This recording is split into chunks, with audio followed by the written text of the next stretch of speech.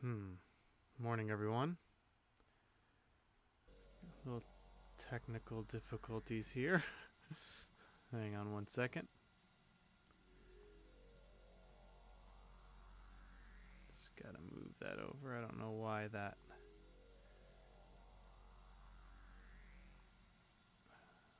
Alright, that should be good. Alright, let me just check a few things here. Technical difficulties seems to be the name of my game right now. Stream seems coming through in YouTube. X is having a bit of a problem for some reason. I'm not sure why. Let me refresh there.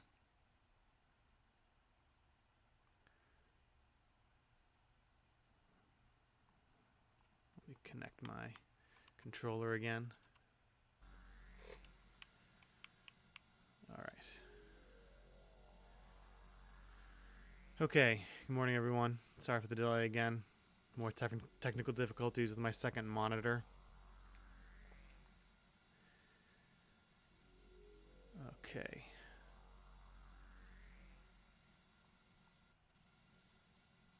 Just trying to mess with the settings because of the issues we had last time with big drops in frame rates and whatnot.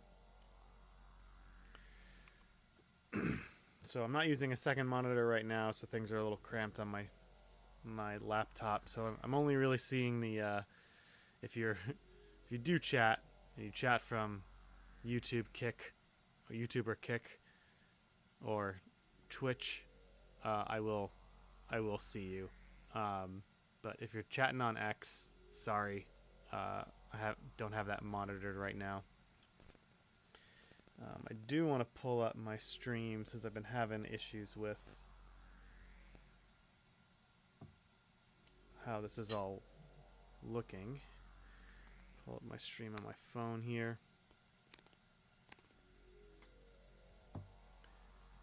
Alright. Alright, let's give this a shot. Oops.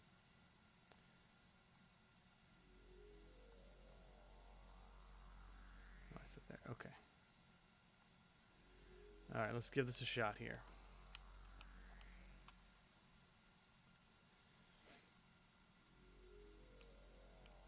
Alright, looks like we got a few seconds delay.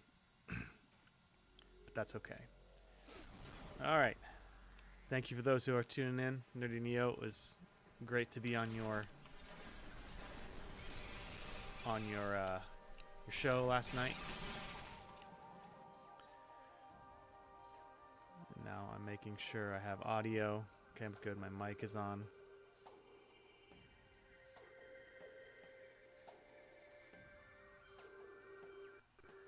Okay.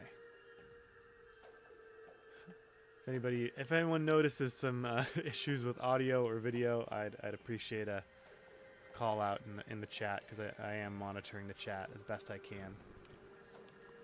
All right, looks like things are going much smoother right now. We'll see what happens when we move along. But yeah, Dirty Neo, thank you for having me on last night. That was a lot of fun. It was nice to meet Carl and Ryan and just nerd out about games for such a long time. I know that a lot of people...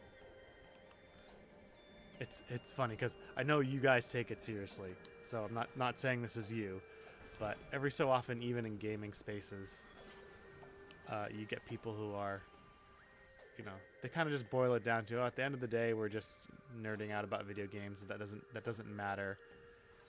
And I disagree. I think it does matter. Games have become an important part of our society, whether people like that or not.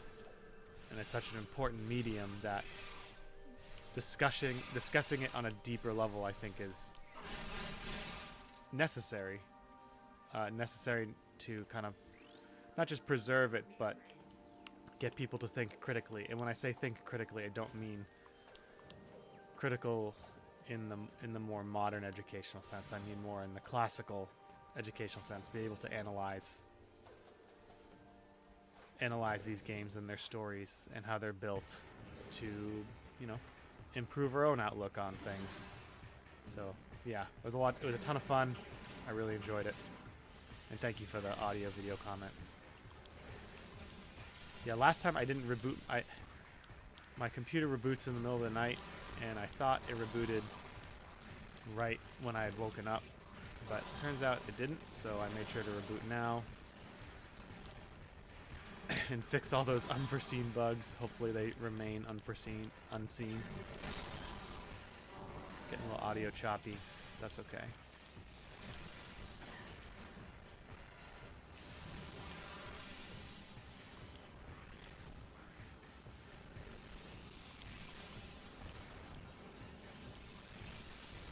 And yes, a Mega Man Metroid crossover would be kind of cool. I mean, I guess because Metroid takes place in space and in the future, that you could make that fit somehow.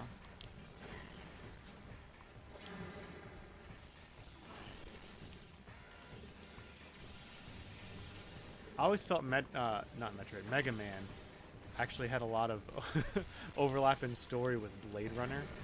You know, you got these androids that go AWOL, and you send another android, maybe another android, at least in the second one, he's another android, to go after them. You know, makes perfect sense, right? So I think before that we need a Metroid Blade Runner crossover. They kind of got the same tone, right?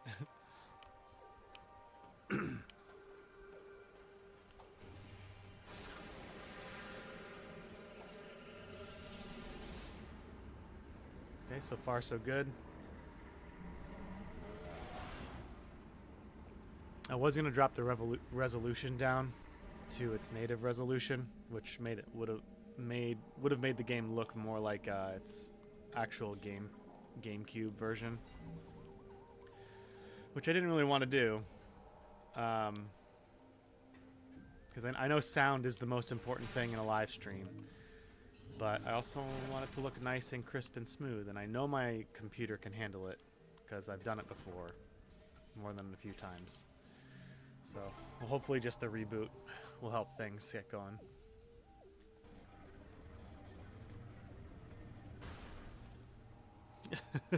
They do have retro achievements, and I did think about getting that going, because I know you said it can get working on Dolphin, but honestly I was messing around with the settings so much that I just needed to start. If I have time, I'll look for it. I did manage to get retro achievements working on my modded 3DS, because it always has an internet you can like hack it so it always is connected to the internet. But the unfortunate part about that was I had already set up all the emulation and ROMs, and I know you need specific ROM versions. And the way I have it set up is...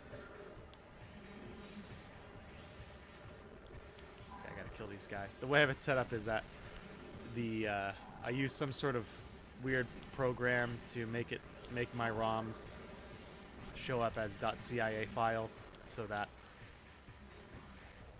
they show up as like actual games rather than having to go into a ROM menu. And the thought of setting all that up again was not something I was looking forward to. So maybe in the future, because I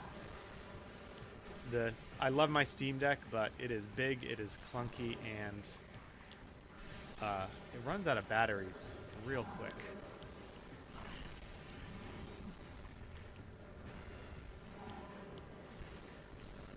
And I am sucking right now. Oh, I might actually die.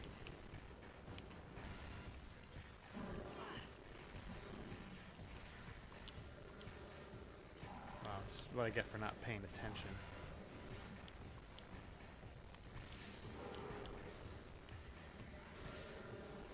Yep. Wow.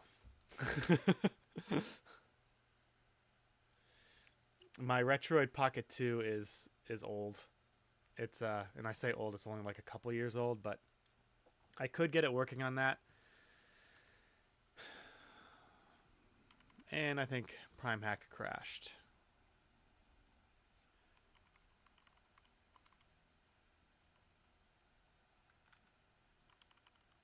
Yeah. All right. That's not a good start here, but let's try this again.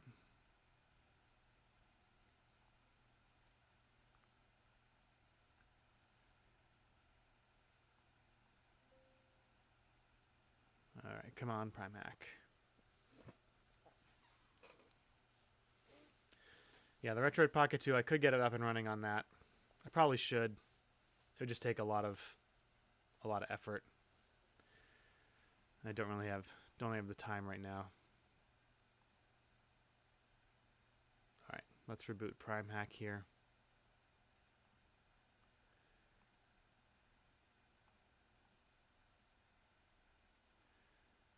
Didn't really think a crash would happen upon death, but I guess that makes sense. There's so many things that crash Prime Hack.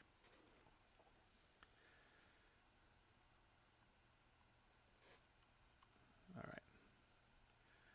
Let me reconnect it here.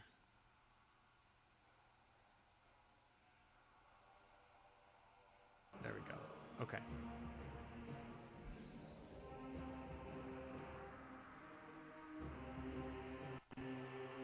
I really want to get a Retroid, more of a modern Retroid Pocket 4, or even a 3 Plus I'd take.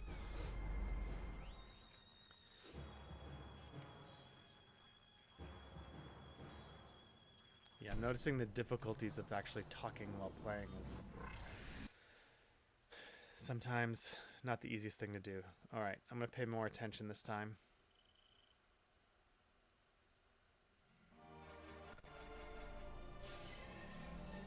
Alright, frame rates look good.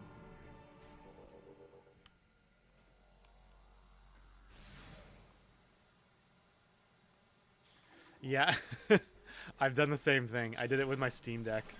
I spent the first like 3 months with my Steam Deck. I spent more time like you said, curating it and making sure everything looked nice and pretty before I started playing it. So that would probably happen again. Alright. I don't even know if I have to fight these guys. I might just try to breeze past them for sake of time. Yeah, getting the box art, downloading all the images is great.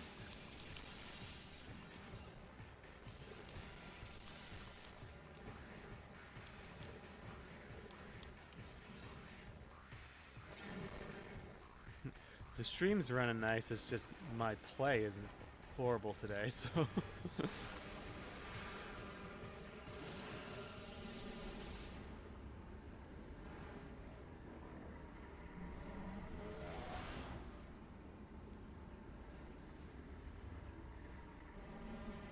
Metroid Prime... Oh, Metroid Prime 2 does have multiplayer. Is there a big Metroid Prime 2 multiplayer scene that I've been unaware of? Is there some sort of niche hidden Reddit thread where all the Metroid Prime 2 competitive players go? That'd be pretty cool. Thanks for the follow, Toby.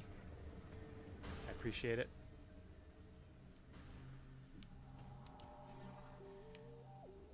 I think what I was talking about last stream that I had to delete because of technical difficulties was I brought up this this chart by this guy named Bartle. He's a game dev, and he broke down the types of players that play MMORPGs, and there were 4 of them, and he only applied them to MMORPGs, but I think you can kind of broaden it to appeal to other games as well. Basically, he narrowed it down to 4 types of players. So these are kind of like player personalities. Jeez, that thing. Whoa. That's why I died last time.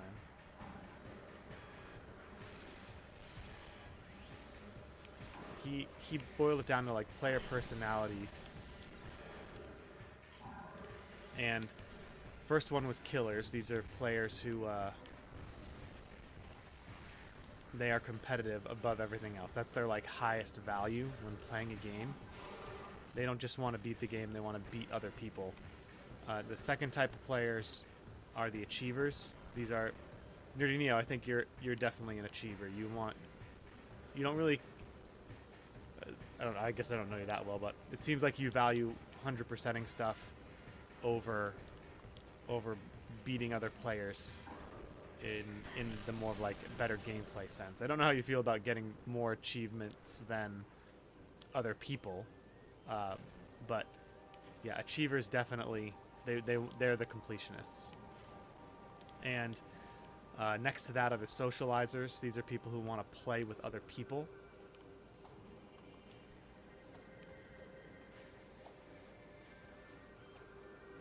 Like their highest goal is maintaining relationships while they play, and the last one are the explorers, and this is where I think that's where I fall into most. And everybody's kind of a mix and match of these things. They tend to value one more, one above all the others. But you know, there's depending on the game, and also I would say depending on the genre.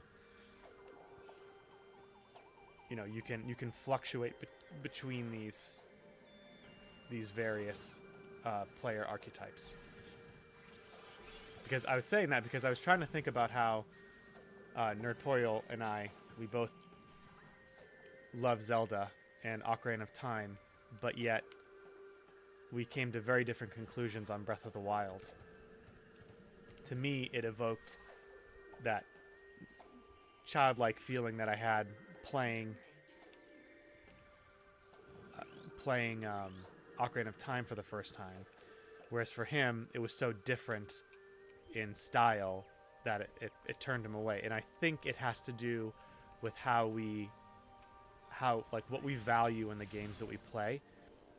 And this, again, I'm not in a right or wrong way, just in there's something different, and I haven't quite nailed down as to how Nerdporial views and values his games versus I do. And I'm really, I don't know, that kind of stuff really interests me in how people think about games and how they value things. Can I scan that now? You hate PvP. Yeah, hating PvP. People people can get a little too into it sometimes. I know for me though, when I'm doing on my achievement kick, like I went with Ragebound. With Ragebound, I wanted all the achievements. I wanted S++ on every level, and it bothered me that some players could get S++ on every level while using assist mode. Like, I know it really shouldn't bother me, but the fact that it's like my achievements are being viewed in the same way as someone who might have increased their iframes or slowed down enemy movement, that bothered me. And I think when I get into achievement mode, I also get more competitive with my gameplay. When I played Breath of the Wild and tried to get, I didn't care how other people played. I just went full exploration. Yes, Ragebound's a great game. I highly recommend it. It is definitely not a Metroidvania, but because of that, it's episodic. The story's good. The gameplay and art is incredible. The music's great. And you will have a challenge, for sure. Shinobi Art of Vengeance is on my short list of games to play. I was going to get to that first, but then Silksong came out, and that dominated my time. What's funny is, like, I made a comment last night that Silk Song is a masterpiece, and I still maintain that. But, you know, once I was done playing it, I didn't really have a desire to go back and either 100% it or play it again. It was so long. You know, if there's a DLC that comes out with a boss rush mode, I might go back to it. But the thought of completing Steel Soul mode without having the ability to practice the bosses beforehand, that seems a little rough. A little rough to me. No, maybe I'm just getting old. Were I a younger man, I would definitely maybe give that a shot. Oh, I didn't even know I was getting the super missile. Alright, now, here's the question. How do I change to the super missile?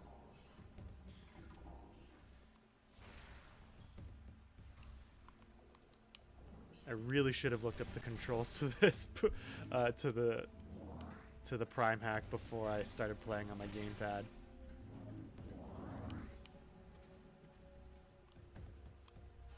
Okay, Morph Ball. Light Beam, Power Beam. Those are my beams.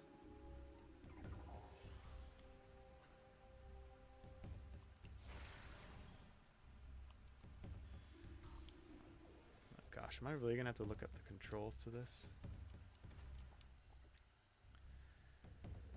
Okay, let's see. Nope, that's not what I want. Options. Controls.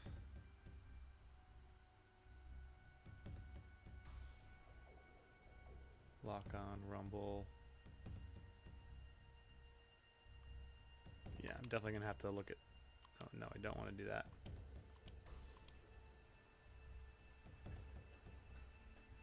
Morning, Eamon.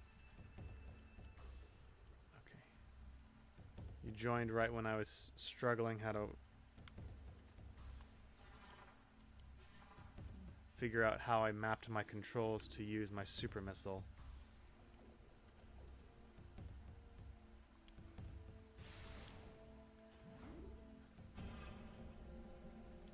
Stream's running a bit better today than it was yesterday.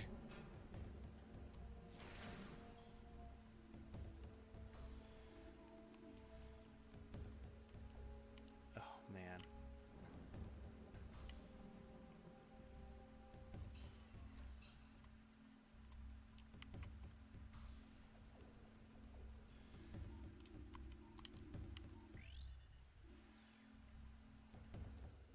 Alright, hang on a second. I'm gonna give one more try, and then I might have to go save it, and, and then, yeah, the 24-hour stream, as if I had time for that. I can't remember the last time I had 24 hours to play video games. Ha! Thanks, Tim.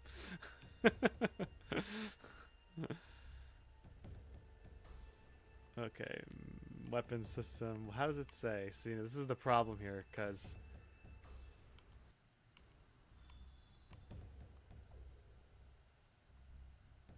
I got the super missile.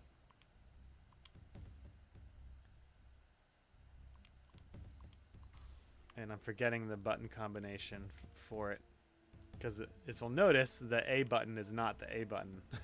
It is the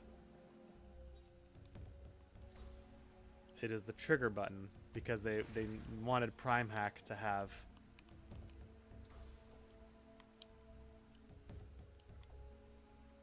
modern FPS controls. So now, like, in order to swap to my Dark Beam, I have to hold down the right trigger and bring up my scanning visor. So, like, holding down the right trigger lets me switch my beams, but it also overlaps with the scanning visor. So yeah, that's the issue I'm having right now.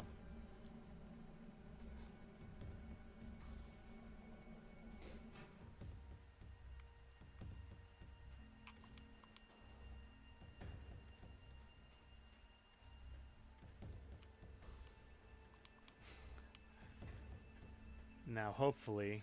Oh, okay, good. I thought they blocked me in here. Yeah, I gotta save real quick and kind of remap this, which is unfortunate.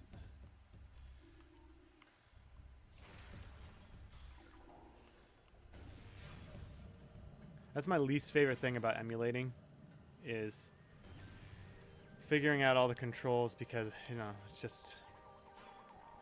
They try to do presets that have that intuitiveness to them, which is good.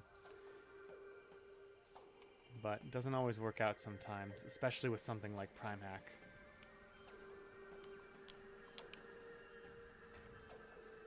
Alright, hang on.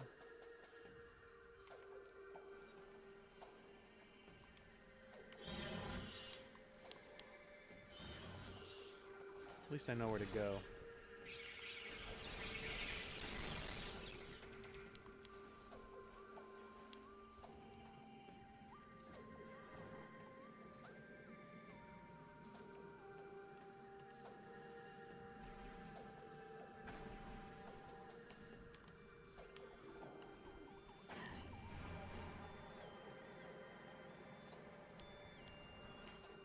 If I could play with a game controller, I would.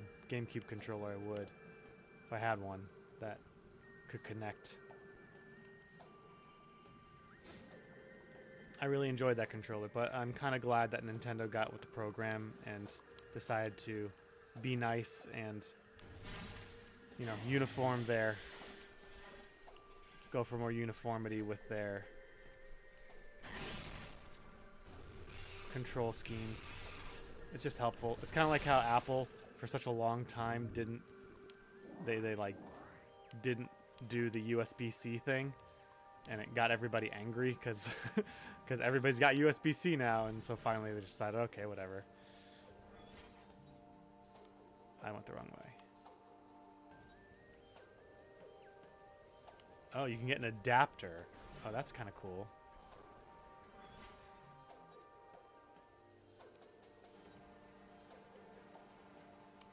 Oh, there we go. There's the safe room.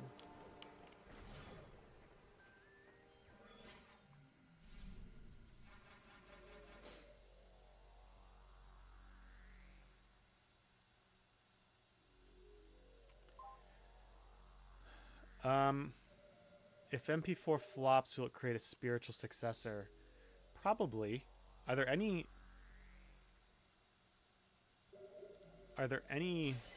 games like Metroid Prime out there? And I'm trying to think of one now that I really can't. Like Metroid Prime series is kind of like the marriage of like Myst and any kind of space FPS game. So I'm not sure if there's anything else like that out there. All right. Dead Space, sort of, except with the third person aspect of it. Also, it's way more survival horror-y. But I guess if you remove the horror elements from it, then yeah, probably. All right. Hopefully everything doesn't break here. I'm gonna quit, and I'll bring up my screen so we can look at what's going on here.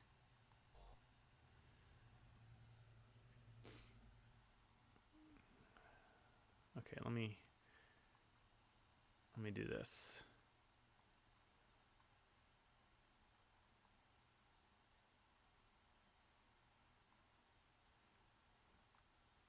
Maybe that'll bring it forward a bit so you guys can see what I'm doing.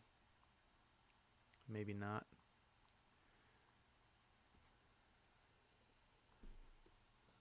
Okay, let's see.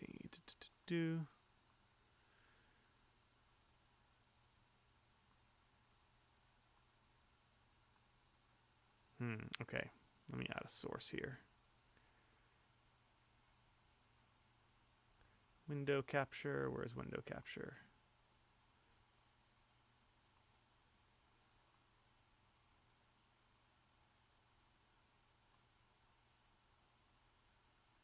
There we go. There we go. What a thing of beauty that is. This is the Prime Hack fork of Dolphin. It is a completely separate program. So if you have Dolphin settings,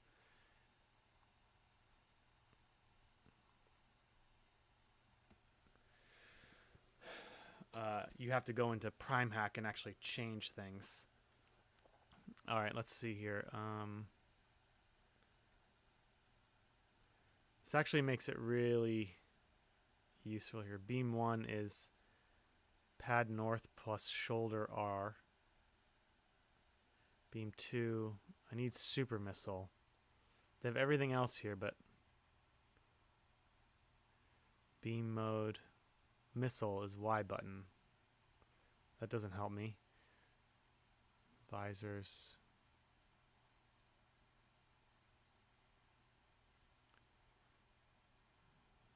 Let's see.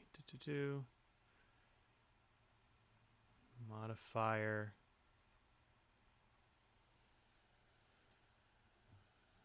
All right, let's do this.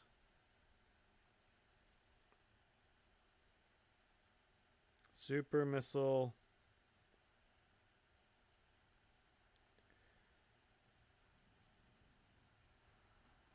Metroid Prime 2. Prime Hack controls.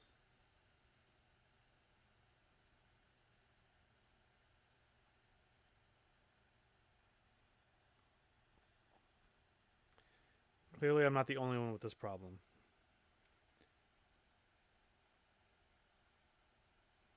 Oh man, did I just seriously forget how to do that? It's not an. It's not like, man, I am.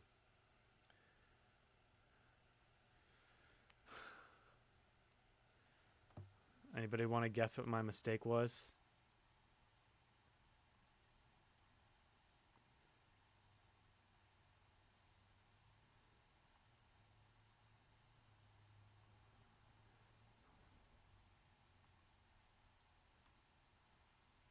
I'll give it a second.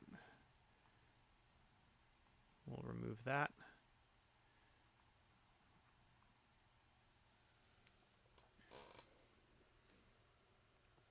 My mistake was thinking like a typical 2D Metroid and not Prime Metroid.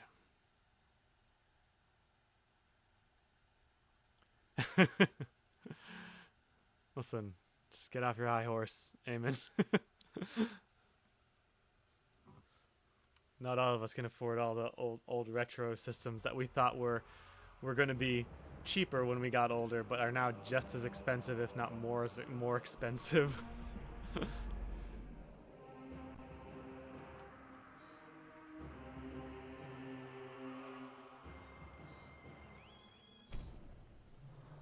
My mistake was hopefully a silly one.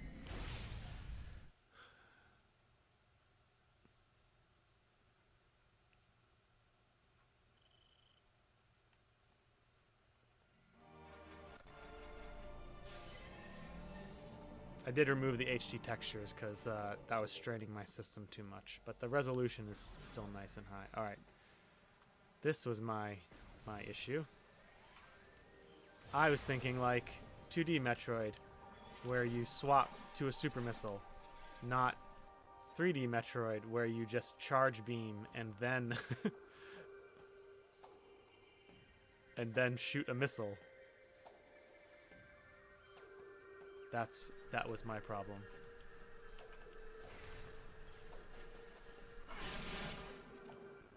Yes, I agree. And I think because it's a gray area with how you get the ROMs, I think depending on how, different people draw different lines. My own personal line with emulation, getting ROMs, is like, did I own the game before? At any point, have I paid money for it? Like I have Breath of the Wild on my Steam Deck running, but I literally own 2 copies of that game. I own a physical copy and a digital copy. So I mean, it's just to where you draw the line, I think, with it. Yes, I know that the legality of it is quite clear. But man, I totally sympathize with players who are frustrated with Nintendo's lack of support for some of their retro stuff.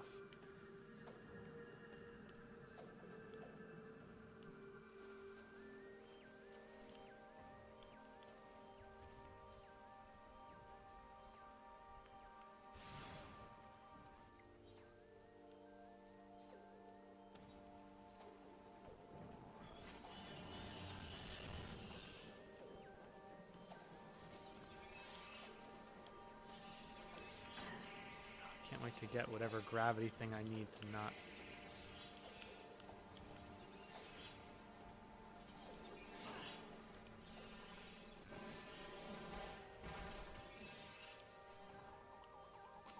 See, I saw some more of that leaked footage of... I don't know if it's leaked footage or if they intended to release it, but the footage of Prime 4 with that Federation trooper kind of fawning over Samus. And people were... Didn't help the case that this is going to be very similar to past Metroid Prime games. I think it still could be fine, for sure. But it's just a matter of how prevalent those characters are, and I think, man, the writing has to be good. If you're gonna put some changes like that in a well-established IP, this kind of Metroid Prime 4 could bleed into that topic discussion we had last night in EO about a game that is not representative of the franchise and possibly detrimental to the franchise.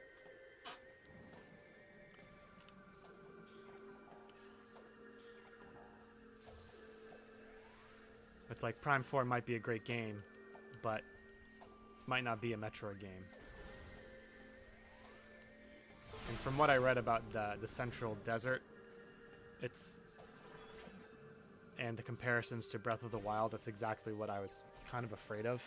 I would much rather be the Central Desert kind of function like the Talon Overworld, or, you know, even how it functions in this game, where it's the Talon Overworld is the hub world, but it's so spread out and it's fitting with the rest of the environment that, you know, it is a world in and of itself.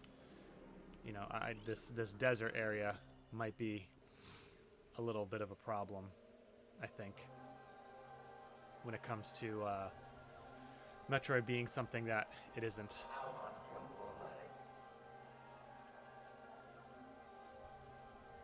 I want to see the Luminoth again. I think they should bring them out. Yeah, the dungeons analogy was not... I did not like that. I don't want Breath of the Wild in space.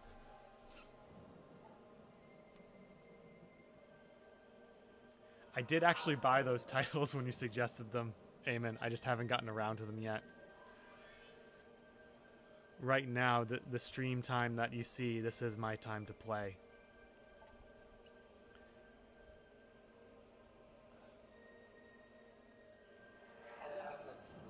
The time for talk is over.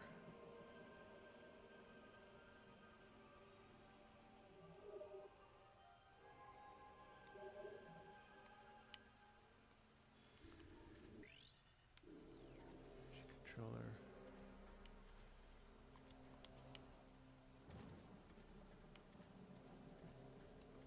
Can I scan this now? Oh, there he is. Another dead sentient being just laying around. Can I scan this now? Yeah. If I was playing by myself, I would reread all of the lore, but sadly don't have the time for that right now. Don't want to subject you all to that, to a deep lore dive.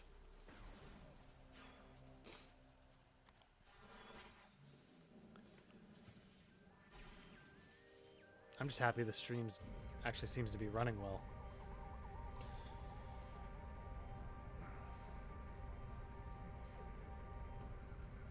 in a previous stream, I'm curious as to what you think about this, Neo. Um, in Metroid, I know they did this in Other M, and they had the whole Super Metroid, scene with the baby Metroid dying, and I think they should totally lean into like the Samus is a protective mother archetype for her. I think that'd be really cool in a way to kind of develop her character a bit more. Maybe as a way to kind of offset how these other goofy characters in Metroid Prime 4 are. They maintained her size, which I think is great. She towers over all of them, which I think is lore accurate to how Samus actually is physically. But if she behaved more of like a protective mother, like Ripley in Newt, or Sarah Connor and John Connor in Terminator 2, I think that'd be pretty awesome.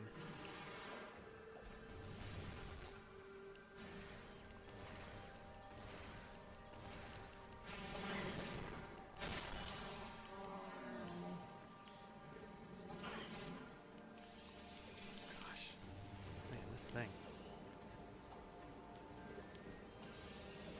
It would be too cliche if it were a long time ago. I don't think it would be too cliche now. I don't think you really see too many strong female characters behaving as a protective mother. So I would be inclined to agree with you, Eamon, if this was a while ago. But because that cliche or that trope or archetype is so far from what we see nowadays, I think it would be quite unique, and it would also, I feel like, generate a lot of buzz around Samus's character. I will admit it would be a change, which I also, hate when things change too much, so I'm only partially joking. Yes, I agree, which is why I think if they had even if they took like the current archetype of a strong female character, but also giving her motherly intuitions, I think that'd be pretty cool. They would never do that, though, I don't think.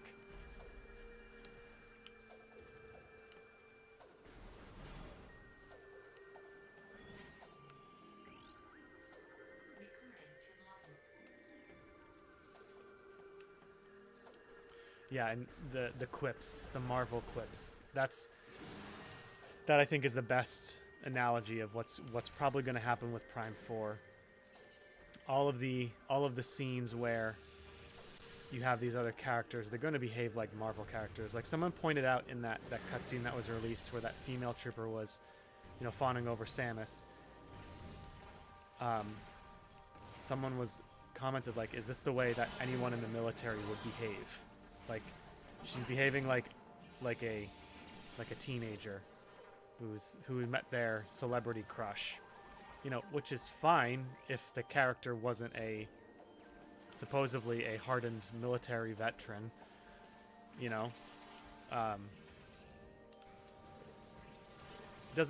just doesn't bode well, or if you're gonna do that, introduce her with the discipline of a military veteran first, and then slowly build her character up so that she opens up at some point. And reveals her like how she views Samus as like a celebrity. Like, you can do stuff like that, you just have to do it well. It had and I hesitate to say this, but like had the sequel trilogy done a bit more work to convince me that Luke was the way he was, it might have been more well received. But as it was, they didn't lay the groundwork to show that Luke is now a decrepit old man, that Han is now a decrepit old man, and Leia is the only one with any kind of sort of who remains sort of the same. You have to put in the groundwork, storytelling wise, in order when you're doing these changes like this. So yeah, that trooper fawning over Samus could work, but unfortunately, I don't think it's going to.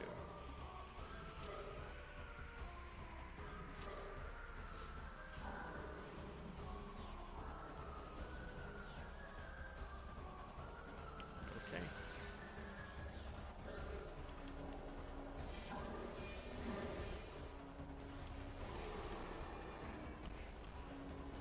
I remember, it's coming back to me now. I remember the Dark Beam being probably the best beam for combat, because it's essentially the Ice Beam. Okay,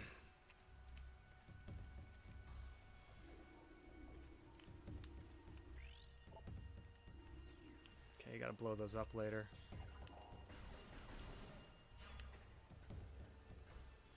Oh man, these things make me nervous. The game crashes every now and then with these. Alright, this might be the end of the stream. Hopefully not.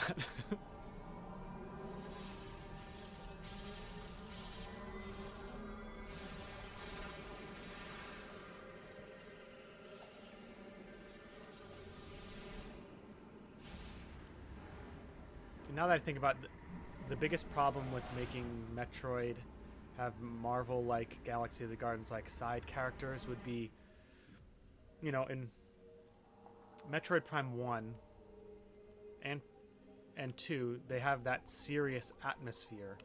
And I don't mean serious in like just how the atmosphere looks. I mean, Metroid Prime 1, you encounter a civilization that's dead. And you have to piece together the writings of the Chozo lore, which are essentially their writings in their last moments. And it's kind of sad, you know? Metroid Prime 2, as I've said a few times, you are running around and you're getting your lore drops from actual dead people. Which adds to the somber tone to it. And a big problem of modern Marvel is that they don't seem to be able to let serious moments sit and people just kind of soak in it. And that I think is extremely detrimental to any kind of tone shift you want in your game. Like, you can do quippiness and levity. It's actually good to do that sort of thing in a tone heavy game or a tone heavy movie to add kind of relief to the audience. You can do that both in gameplay and in story. But like all things, you have to do it well. You have to do it quality. Yeah, the isolation is what I'm worried about the most. Show the hatred.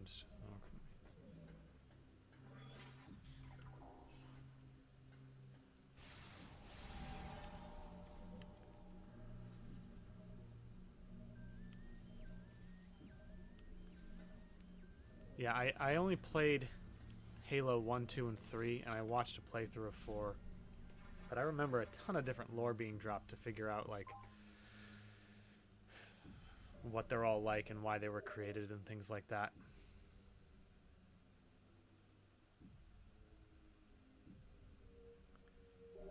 I think in the Halo lore, they were originally created for uprising suppression, right?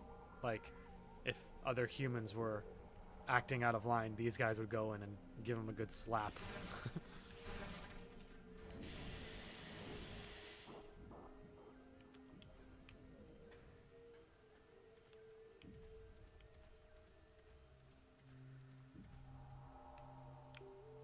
Are the books considered canon?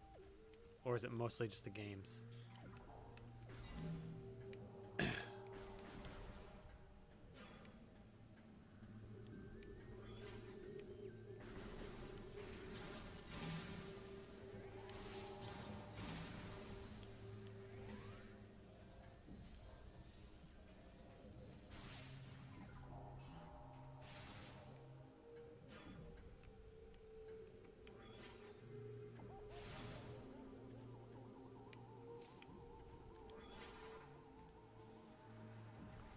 Yeah, last night I could have gone into a lot more detail on what I think canonicity is and how it should be how it should be viewed, but I decided not to subject the panel to that, Neo.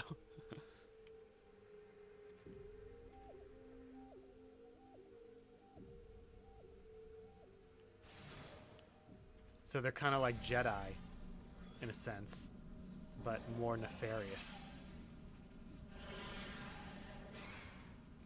Oh, the boost ball.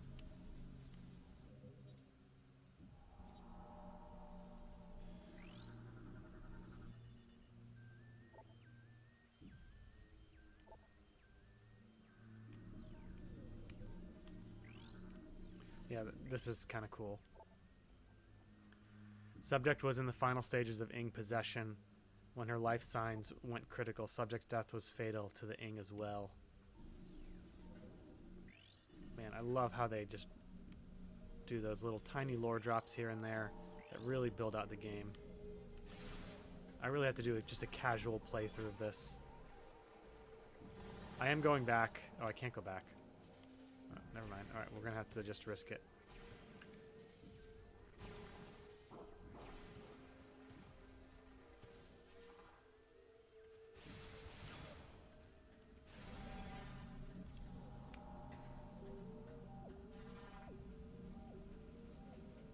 Basically, I'm running out of time. I gotta take off in a few minutes.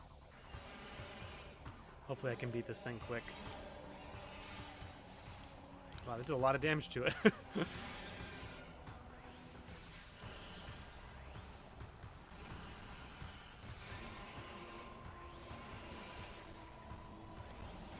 It's boosting.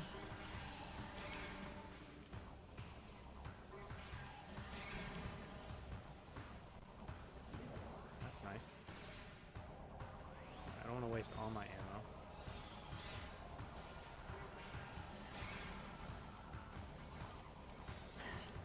Ow.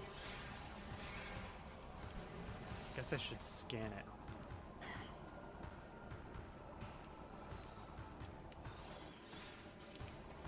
Knew it wouldn't be that easy.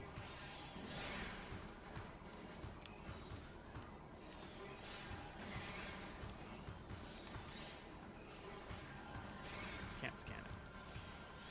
Oh, that's right. I remember this.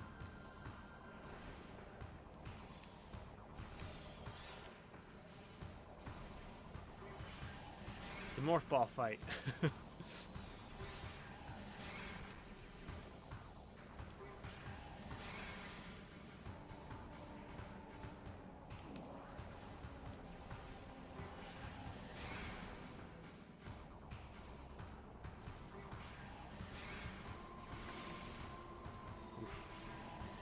A lot of damage there.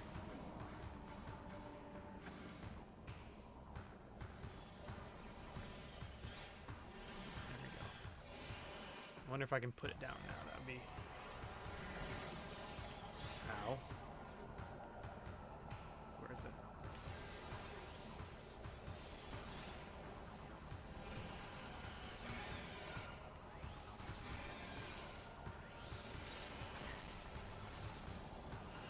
It's doing boost.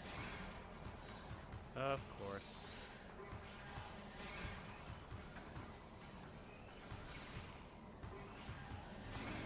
Ammo. That's a clever way to give me health there. Have it destroy the...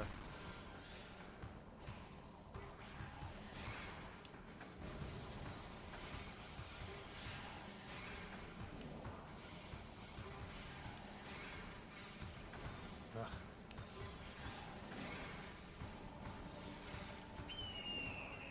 Got my eagle clock to let me know it's it's time to stop. Can you guys hear that? I have a bird clock my wife put in here.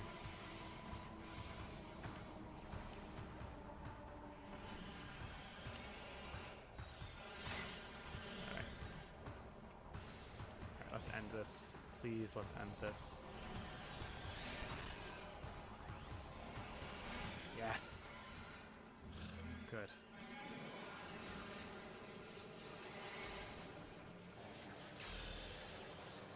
Boost Guardian?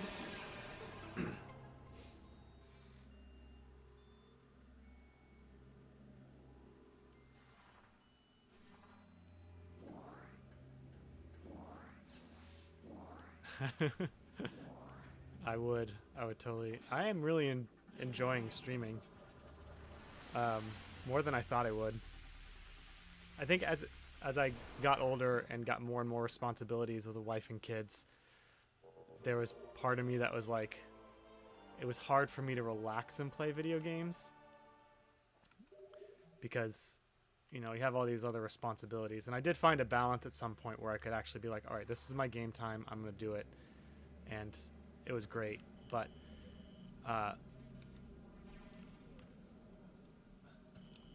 press B. Oh, there we go. But oh, great. But I wanted to find a way to enjoy my hobbies while at the same time be a bit more productive. If that makes any sense.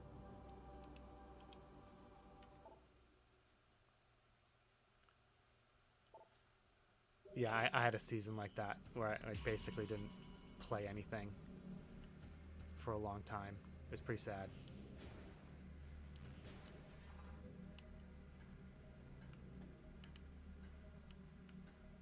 Oh, there we go.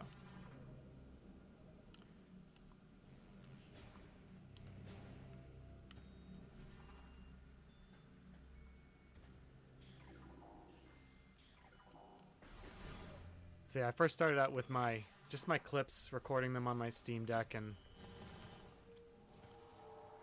just sharing them and what I thought about them. But then I realized like I should probably really try to get into streaming. I don't know if what I have to contribute to the conversation, the overall gaming conversation is good or not, but I like to engage with it. And you know, the social interaction aspect of it I think is really fun too. Like, glad I've met you guys. We can actually talk about stuff like this because time for friends as you become an adult with more and more responsibilities. I don't go out. This is where I work. I work in this garage, like right there. There's my laptop for work.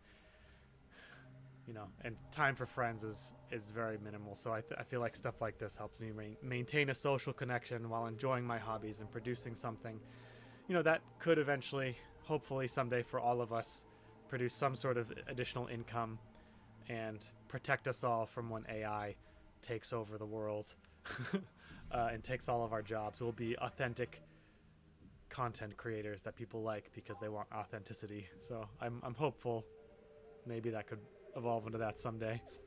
But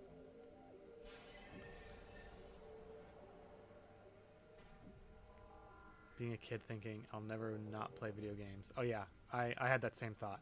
People were like, you'll grow out of it, and even then I was like, no. Never gonna grow out of it.